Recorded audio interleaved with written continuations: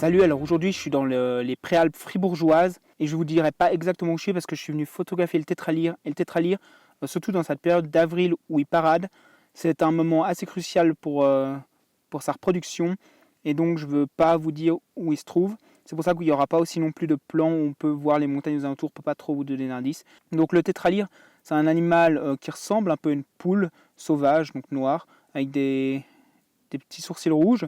Il est assez farouche, donc c'est très difficile de le photographier sans être en affût. C'est pour ça qu'aujourd'hui j'ai posé la tente et j'ai mis un drap blanc par-dessus en espérant que ça la camoufle. J'ai déjà fait ça en me camouflant sous directement le drap et ça avait bien marché, c'était venu proche.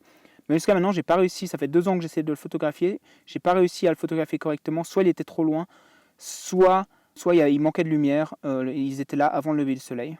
Je suis venu bien avant le coucher du soleil, quelques heures avant, pour pouvoir me poser en sachant que les tétras, ils ne seraient pas en train de parader à ce moment-là. Je sais vraiment qu'ils paradent le matin, je ne sais pas trop s'ils paradent le soir. C'est pour ça que j'ai préféré faire ça un peu en fin d'après-midi. Au niveau des réglages, je me mets en ISO automatique.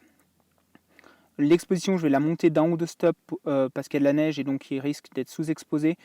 Et s'il y a sous-exposition, mon animal qui est noir, il risque d'être lui vraiment sous-exposé et il y aura peu de détails, il sera difficile de les récupérer.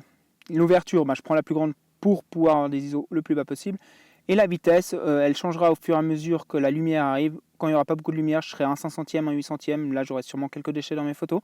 Et je monterai à 1 millième, 1 1200e quand je serai sûr, quand j'aurai assez de lumière. Et ça me permettra d'être sûr d'avoir des photos bien nettes. Je suis sur trépied, c'est surtout pour ne pas avoir à bouger et à mettre la caméra en position au moment où les animaux arrivent et faire trop de bruit. Donc voilà, maintenant on va attendre la fin de journée, voir s'ils arrivent. Puis en tout cas demain matin, ils devraient arriver. Je me suis positionné où j'en vois tout le temps un peu sur cette hauteur. Je vous montre.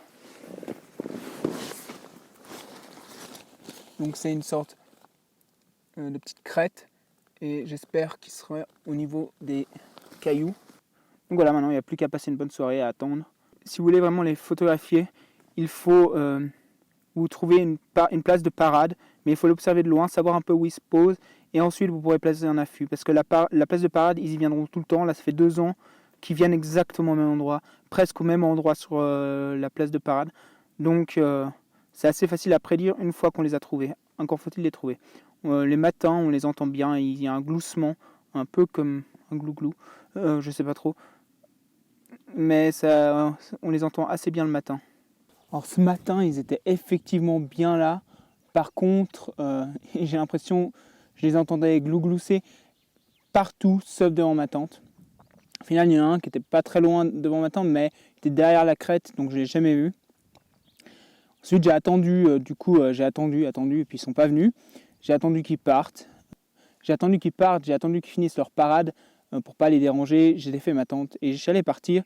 Et au moment où je descendais, et en fait, j'en ai vu un dernier qui n'était pas en train de parader, qui était en bord de falaise, et du coup moi j'arrivais par le bas de cette falaise, j'ai pu monter jusqu'à la limite du plat et j'avais une belle vue, j'étais pas trop loin, c'est pas la photo du siècle mais c'était très sympa, j'ai pu l'observer une bonne dizaine de minutes avant qu'il aille se poser sur un arbre juste derrière moi et puis là il est encore parti ailleurs, je sais pas, mais en tout cas il avait fini de parader, il paradait plus, il faisait que picorer, donc j'espère que je l'ai pas trop dérangé, mais je pense que ça va, c'était vraiment la fin de matinée là. Donc je vous conseille pas, c'est pas cette méthode qu'il faut appliquer, il faut vraiment tenter l'affût parce que comme ça vous avez vraiment très peu de chances de réussir une belle photo. D'ailleurs la photo que j'ai faite là elle ne sera pas exceptionnelle. Là ça va que c'était pas voulu, c'était en redescendant et que c'était en fin de matinée que normalement ils avaient fini plus ou moins tous de parader. Il y en avait d'ailleurs plus qu'un qui se trouvait au loin sur la place de parade.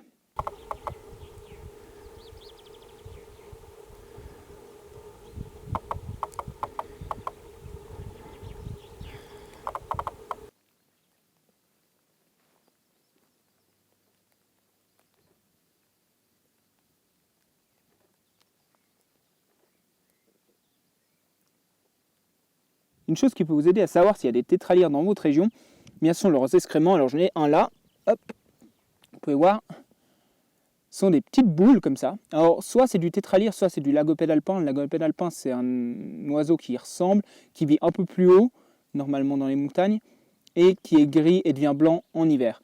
Mais leurs excréments se ressemblent, en fait c'est très sec, donc c'est pas dégueulasse à toucher. En fait ce sont des épines de sapin ou de pins qui sont séchés. Et donc vous pouvez voir, vous pouvez voir